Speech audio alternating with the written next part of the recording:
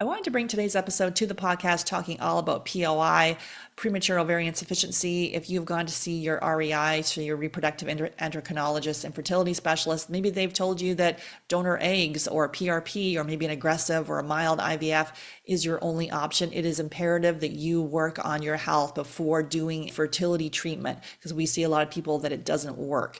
And so working on your health, we're going to talk about all the themes that we see with premature ovarian insufficiency so you can develop your action plan and really help improve pregnancy success with your own eggs when you have premature ovarian insufficiency. Excited for you to listen. Let's go. I'm Sarah Clark, founder of Fab Fertile and your host. I believe the functional step is the first approach when you're on the fertility journey, and my aim is to help you get pregnant naturally. Today, we're digging into how to improve pregnancy success with premature ovarian insufficiency. This episode is for you as if you've been diagnosed with POI and you're trying to conceive. You're not sure what to do to optimize fertility, but you know your doctor is missing something about your health. You feel like IVF may be your next step, but you really want to get pregnant naturally with your own eggs. I know you've been told donor eggs, that's not where you want to go just yet. Excited for you to listen. Thanks so much for being here. Make sure to hit subscribe or follow. And if you know someone else who is on the fertility journey, please share this podcast with them. Okay, so we're getting into the episode here all about premature ovarian insufficiency. It was called premature ovarian failure. Now it's premature ovarian insufficiency. And really, why is this not menopause? The loss of function of the ovaries before the age of 40 is premature ovarian insufficiency. So after 40, potentially you could be heading to menopause, but even then we've helped people in their 40s restore their period. This was in the early 40s, 43, 44. So we need to look at the health of your body and not myopically focusing in on this low AMH and high FSH. I've done many podcast episodes that basically the AMH is used to see how well you'll do with IVF treatment, and it doesn't predict your ability to get pregnant naturally. It doesn't look at your uterine receptivity, and it does not look at your egg quality. So again, we're looking at the wrong numbers. FSH will fluctuate each cycle as well. So we've had people with their FSH in the 60s, 70s having it come all the way down to 7. So with POI, it can be a very complex diagnosis. And sometimes they'll say if you haven't had your period in a year, now you're in menopause. So just be very careful about that. Obviously, if you get more into the 40s, you could be heading into menopause, but definitely before the age of 40, if the period's not there and you've been diagnosed with POI, we've helped people get their periods back. So it is possible to restart the period. So I know firsthand how devastating this diagnosis can be. I was diagnosed with premature ovarian insufficiency at 28.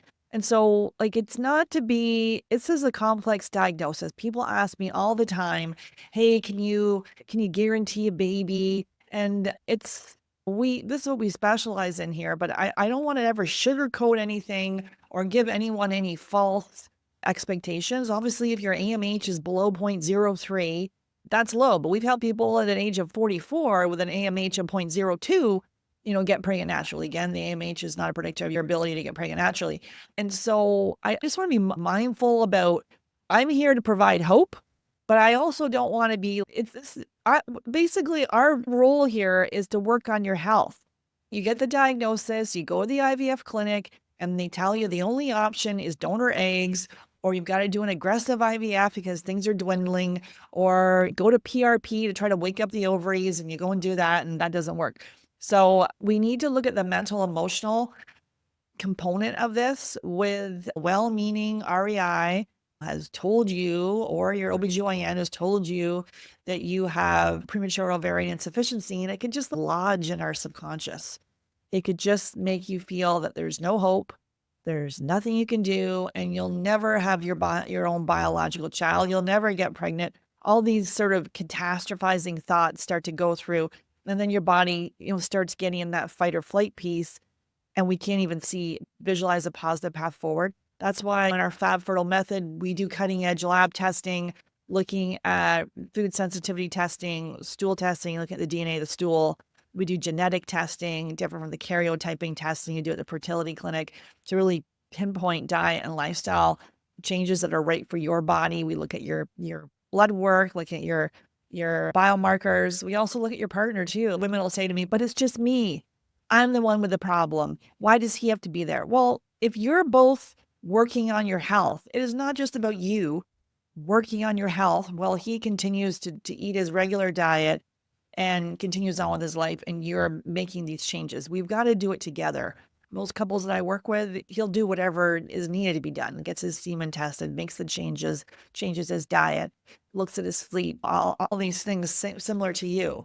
Because if when making these foundational changes to your diet, one would expect as a couple, you're going to be eating together. So if you're eating different diets, he's still eating processed foods and you're over here eating grass-fed meat and veggies and more potatoes or rice, depending on if you can tolerate glucose.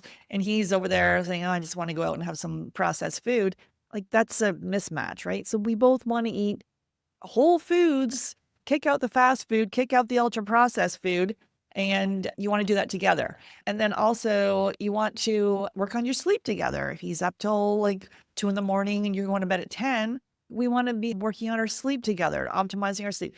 He'll have his goals, you'll have yours. We don't want to be picking at him saying he's not changing his things and I'm doing all this stuff. No, you run your own race on that point. You never want to coach your partner, but it's being able to work on that diet. We have both you do a food diary, then we have you do an elimination diet together. And then for the female partner, we're going to be then tweaking it with food sensitivity testing to go deeper. And then working on your sleep, which is the cornerstone of good health and fertility. I think a lot of us know this, but if you got insomnia and you're waking up in the middle of the night and you can't fall asleep and you're exhausted, that's impacting your blood sugar. That's impacting all aspects of your body. So we need to be able to look at that. We want to be able to look at movement. We see a lot of people that are over exercising and under fueling. So you want to work on exercise together as a couple, your movement. So again, he'll have his goals, you'll have yours. And then also the stress piece is equally as, when I speak to couples and say, where is it on the priority list of where does expanding your family sit? They all tell me it's number one. Like this is the number one thing that is circling through your brain every day. And so it's number one for him too. Maybe 10% of the time, maybe it's a little bit lower. Most people I talk to, both of them are on the same page. They both want to expand their family and it's both number one. And so the stress of that piece, he thinks he has to be strong for you may not want to burden him with some of the feelings that you're going through. This is for both of you guys together to be able to visualize a positive path forward. And so the stress of this diagnosis on a couple, because we need to figure out our family planning journey and what's that going to look like, trying naturally for a period of time. Maybe then you want to go then do a PRP.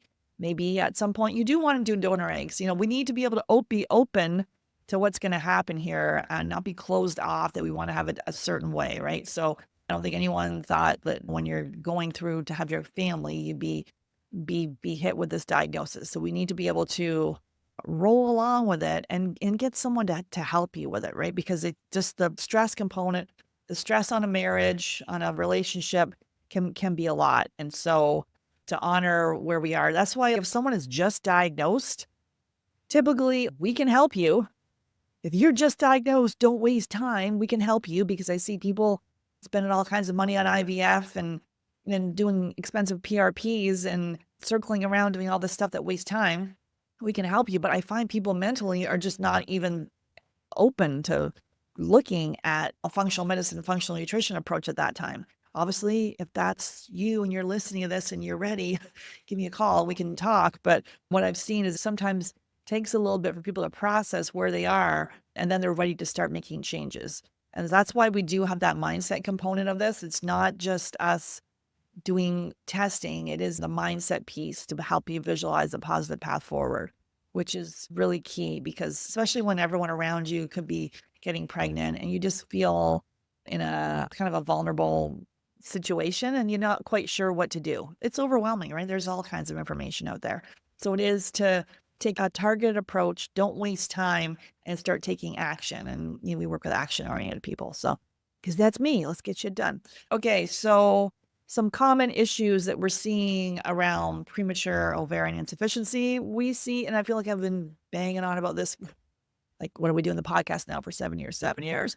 Well, our business has been around for 10 years, but food sensitivity testing. Just did a podcast episode a little while ago all about gluten. But the theme we see with POI, low AMH, high FSH, is non-celiac gluten sensitivity, gluten off the charts, and some of the cross reactors. Not about taking those foods out forever. As we in conjunction heal the gut, you can bring most of the foods back in but maybe you're getting gluten on a regular basis and that's causing inflammation in your body.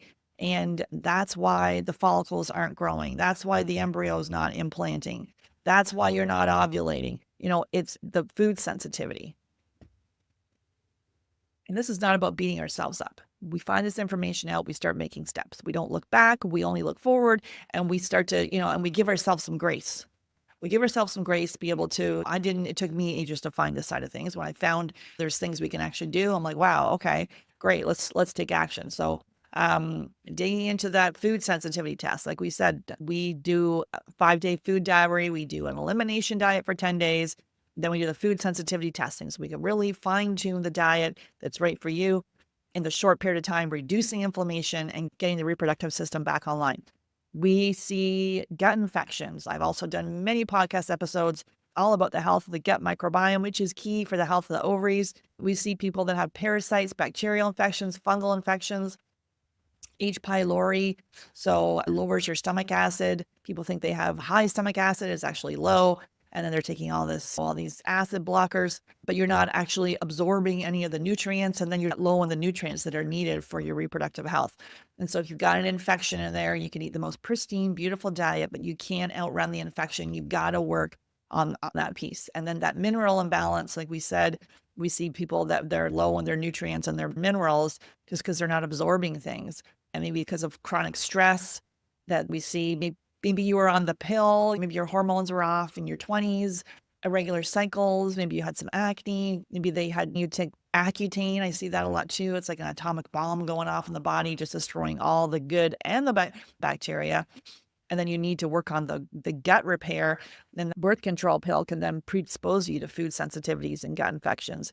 And then also autoimmune issues. We do see a lot of people that have POI and autoimmune, more Hashimoto's and celiac, and the adrenal side of things. Not actually Addison's, but the adrenal insufficiency, full autoimmune issue, but definitely issues with the adrenals. Our whole thesis on this is it actually early menopause, or is it your adrenals that impact the thyroid, but impact the AMH and the FSH and the follicle count and the body's ability to implant?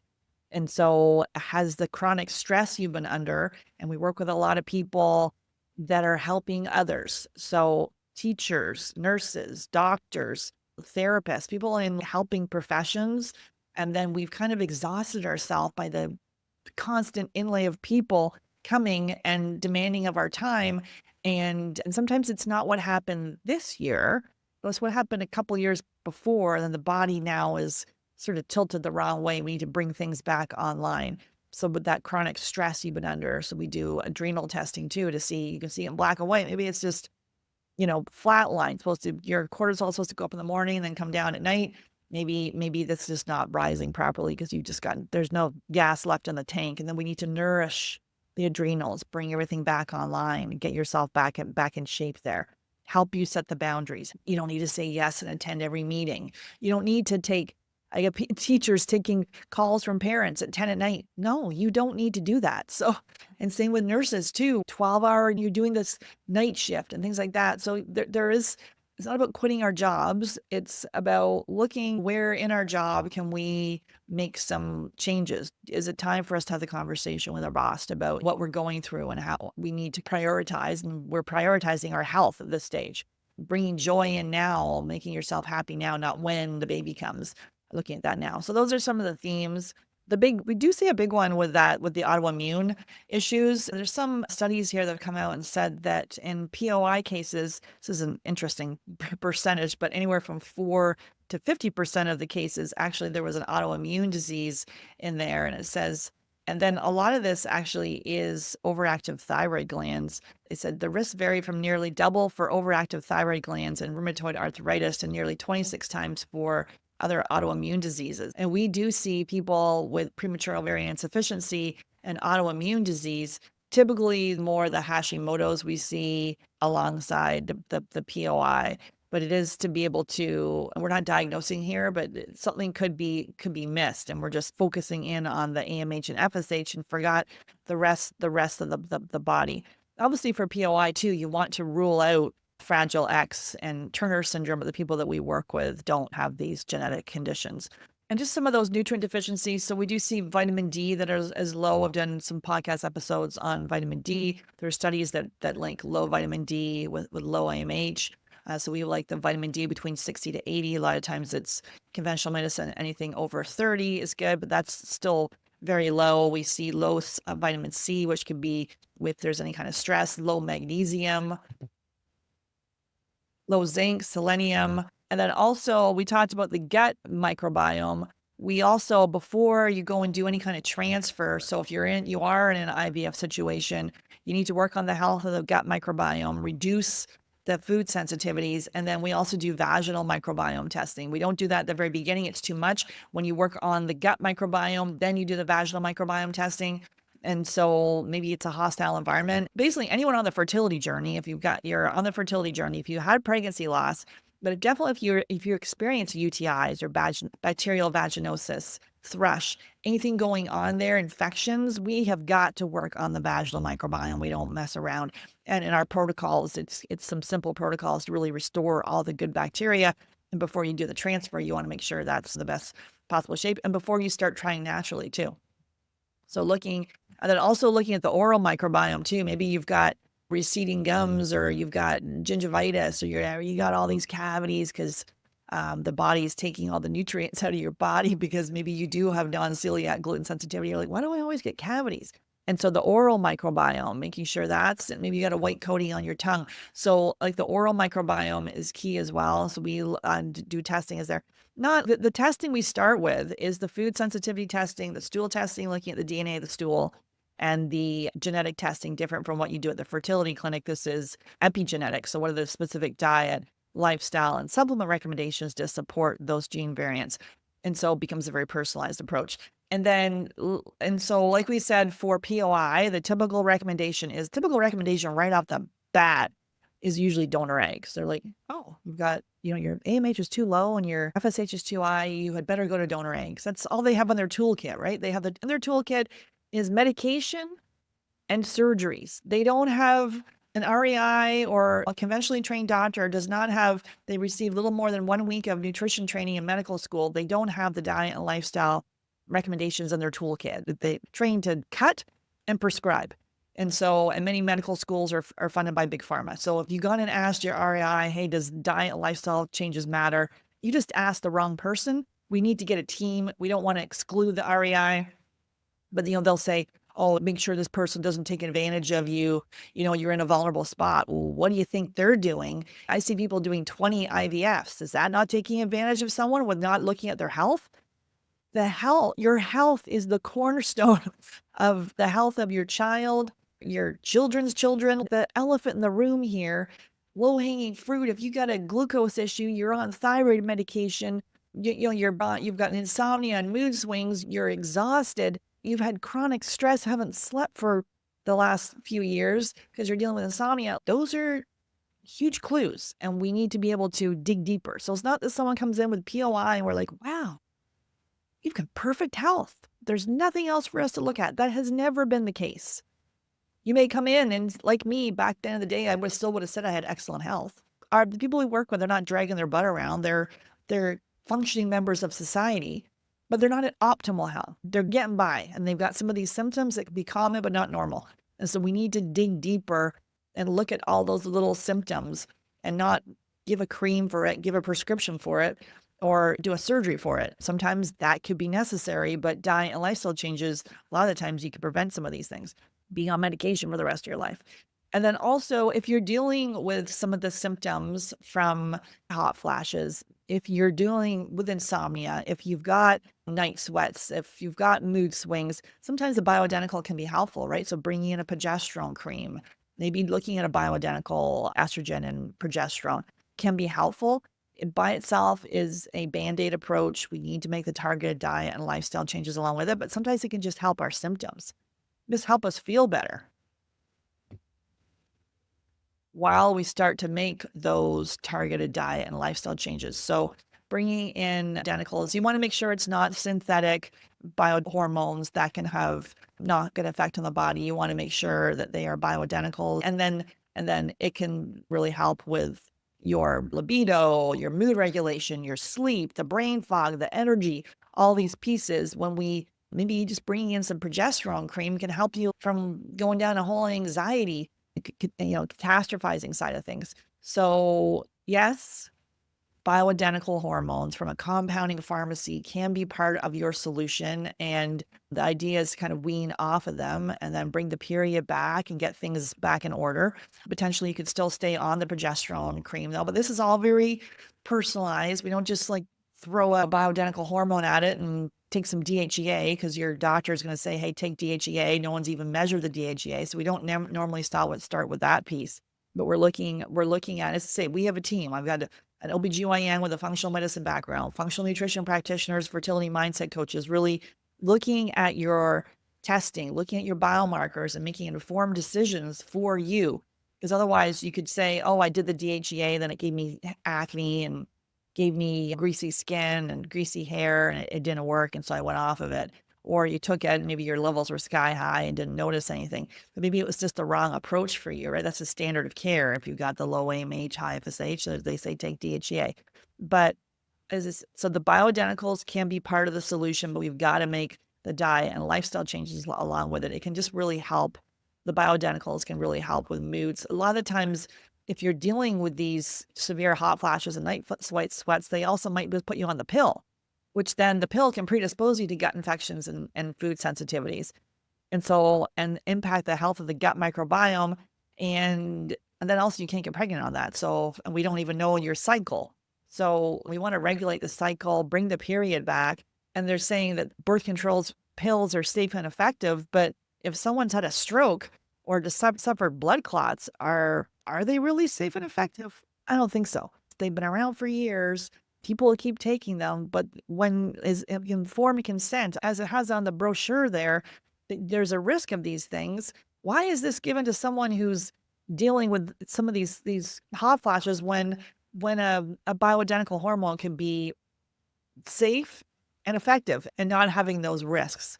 So again, this is very personalized and we need to be working with an informed practitioner so we can really develop a plan for you. So the biggest takeaway from this is with POI, there's things you can do. We need to work on our health. If your hormones are very low in your 30s, that can impact your bone health and your heart health. So we need to do the DEXA scans and all this sort of piece. Then they give you some huge pill you've got to take to work on your calcium. But maybe if we bring in bioidentical hormones, work on the diet and lifestyle piece, get your period back, this is your long-term health, help to get you pregnant. That's pushing this with a PRP, waking up the ovaries. Maybe you're injecting inflamed cells into your ovaries, and that's why it's not working. And we see people spending, and the PRP, the platelet-rich plasma that they put in there for ovarian rejuvenation, it's 2,000. Someone told me it was 10,000 they spent on this. But someone told me in Beverly Hills, they'd spend 7,000 to 8,000 on it. I got someone in Ohio, 1,000. So it's the Wild West where they're like, okay, you've got a low AMH and a high FSH. The REI is like, you're not going to be a good candidate for IVF. You don't want to do the donor eggs yet. Let's see if we can do the PRP. Well, let's work on your health first. So when you do the PRP and you wake up the ovaries, there's a solid foundation for you and you've worked on your health. And so the dietary recommendations really for POI, like we talked about, are going to be doing an elimination diet, taking out the top allergens, dairy, gluten, soy, corn, peanuts, eggs, processed sugar, alcohol, 10 days, reintroduce over 30, keeping out dairy and gluten for 60 to 90, fast tracking this with food sensitivity testing. Maybe you're intolerant to lettuce or avocados or all the favorite foods you're eating because of all the chronic stress you've been under. It's not about taking those foods out forever. 60 to 90 days. Then as we reduce inflammation in your body, get the body back on track, you can bring most of the foods back in. Maybe not gluten, especially if you do have an autoimmune disease, do not be bringing back in gluten. But we want to be repairing the gut. It's not you on some very restrictive diet for years. I see people barely eating anything. We need to get a lot of our nutrients and eating a protein, fat, and eating the rainbow for your veggies. And so, and then for the supplements, I've talked about this a lot in the podcast, but I see people taking a boatload of supplements. bee pollen and NAC, and they've read the book, It Starts with the Egg, and they have taken every supplement that's recommended on there. And maybe you just have expensive pee. So you want to make sure you're taking a methylfolate prenatal. You want to take an omega. You want to take a magnesium glycinate. You want to take a probiotic. You want to take CoQ10 and vitamin D3K2. Anything else has got to be personalized. You're taking maca and Vitex and evening primrose, and you're taking inositol and all this like very expensive stuff. You're down in shots of wheatgrass, all this stuff, right? So definitely for the wheatgrass, like there's all kinds of stuff online. You look that up, it'll lower FSH, but if someone has non-celiac gluten sensitivity, wheatgrass can make it worse. Even though they say it's gluten-free, there's still cross-contaminations in there. I've done a blog on this. I've done a podcast on it. So we do not recommend wheatgrass. It is not our go-to step. There's way more things we can do than you just adding in these seemingly random supplements. We've got to take a targeted approach, looking at your biomarkers, looking at your blood work, looking at your testing, looking at your health history, and making targeted changes. It's not just throwing spaghetti at the wall and then saying, oh, it didn't work. Oh, these diet and lifestyle changes, nothing worked. No, you didn't go deep enough. It's not going wide, it's going deeper. Help people with an AMH of 0.02 at 44, get pregnant naturally. People have been told it's premature ovarian insufficiency, getting pregnant naturally, following our Fab Fertile method. And so like, I never want to sugarcoat anything. This is a tough diagnosis. It is multifactorial. The theme is the stress component that has then tipped things over the wrong way, and then other things happen in the body. And so we need to be able to right the ship, get your health back online, nourish your adrenals, help you set boundaries, help you visualize a positive path forward, help you know in your heart of hearts, this is possible. Because we start thinking, oh, it's not possible. There's nothing we can do. I'll just sit back and screw it. No, we just take your health into your own hands. Don't take no for an answer.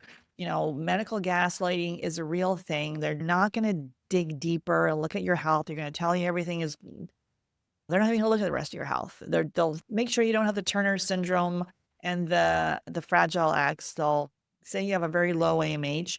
They'll say your follicles are very low and there's nothing you can do. Well, we've helped people that AMH and that their FSH was in the 60s, 70s. They had extremely low follicle count. They made these diet changes. The follicles came back online and they went on to have their children. So it can happen for them. It can happen for you.